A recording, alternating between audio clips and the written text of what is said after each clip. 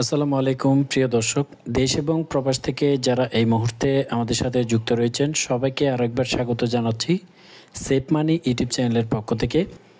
আজকের ভিডিওতে আমরা আলোচনা করব জনতা ব্যাংকে আপনারা যদি ফিক্সড ডিপোজিট করে ৩ লক্ষ টাকা জমা রাখেন, প্রতি মাসে ৩ মাস অন্তর ৬ মাস অন্তর আপনারা কত টাকা লাভ পাবেন এবং এখান থেকে কী কী ট্যাক্স কর্তন করা হবে, এ টু জেড ৩ লক্ষ টাকার আপডেট সম্পর্কে বিস্তারিত জানাবো এই ভিডিওতে। আপনাদের কাছে একটাই অনুরোধ থাকবে, আমাদের এই সেভ মানি ইউটিউব চ্যানেলে নিত্য নতুন ভিডিও সবার আগে পাওয়ার জন্য চ্যানেলটি সাবস্ক্রাইব করে সাথেই থাকবেন।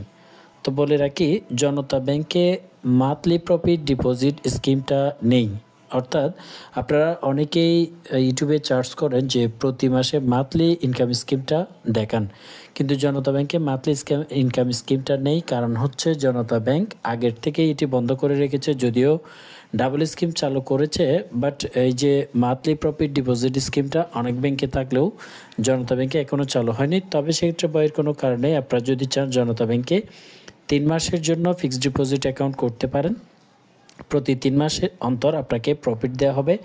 এছাড়াও ৬ মাসের জন্য করতে পারবেন, ১ বছর মেয়াদকাল আসবেন।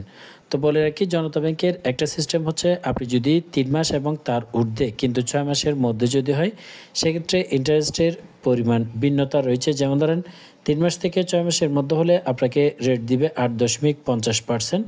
আবার যদি আপনি ৬ মাস থেকে ১ বছরের মধ্যে করেন তাহলে রেট দিবে ভিন্ন। অর্থাৎ ৬ থেকে ১ বছরের মধ্যে যদি আপনি ফিক্সড ডিপোজিট অ্যাকাউন্ট করতে চান, সেক্ষেত্রে ইন্টারেস্টের পরিমাণ। এছাড়াও আপনি যদি ১ বছর কিংবা তার ঊর্ধ্বে যে কোনো মেয়াদকালের জন্য করতে চান করতে পারবেন, তবে ২ বছরের বেশি করা যাবে না। ২ বছরের বেশি করা যাবে, সেক্ষেত্রে ৯% ইন্টারেস্টের পরিমাণ। আপনি যদি ২ বছর মেয়াদকালের জন্য করেন, ২ বছর পরে আপডেটটি ক্লোজ না করে রেখে দেন, তাহলে অটো রিনিউ হয়ে যাবে। এবার আসি তাহলে ৩ লক্ষ টাকায় ৯%, অর্থাৎ ১ বছরের ক্যালকুলেশনটা দেখাই।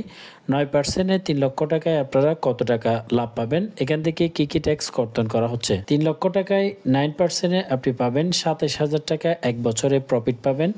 কিন্তু আপনি যদি এটি ৬ মাস পরে তুলে নিতে চান, সেক্ষেত্রে আমরা যদি ক্যালকুলেশন করি ৬ মাসে আপনি পাবেন ১৩,৫০০ টাকা।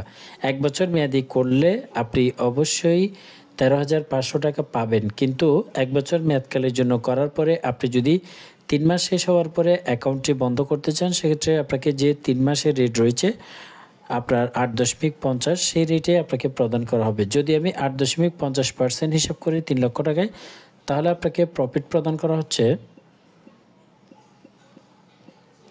২৫,৫০০ টাকা আপনি পাবেন ১ বছরে। কিন্তু আপনি যখন ৩ বছরের ক্যালকুলেশনটা করবেন, তখন আপনাকে দেওয়া হবে মাত্র ৬,৩৭৫ টাকা ৩ মাস পরে। আপনি যদি ৬ মাস মেয়াদকালের জন্য করেন, তাহলে ১২,৭৫০ টাকা পাবেন। তো ১ বছরের যে ক্যালকুলেশনটা আপনাকে দেখালাম সেটা আরেকটু দেখে এখান থেকে কী কী ট্যাক্স আসলে কর্তন করা হচ্ছে। আপনার যদি 9% হিসাব করা হয়, ১ বছরে ২৭,০০০ টাকা আপনি প্রফিট পাবেন ৩ লক্ষ টাকায়। কিন্তু এখান থেকে ট্যাক্স হিসেবে আপনাকে দিতে হবে, আপনি যদি রিটার্ন স্লিপ, টিন সার্টিফিকেট, এই ডকুমেন্টসগুলো দিতে পারেন, এখান থেকে 10% ট্যাক্স কর্তন করা হবে। 10% ট্যাক্স কেটে আপনি পাবেন ২৪,৩০০ টাকা, অর্থাৎ ১ বছরে ২,৭০০ টাকা আপনার থেকে ট্যাক্স কর্তন করা হবে। আর যদি এই ডকুমেন্টসগুলো আপনি দিতে না পারেন, এখান থেকে 15% ব্যাট অবশ্যই কেটে নেওয়া হবে, ৪,০৫০ টাকা।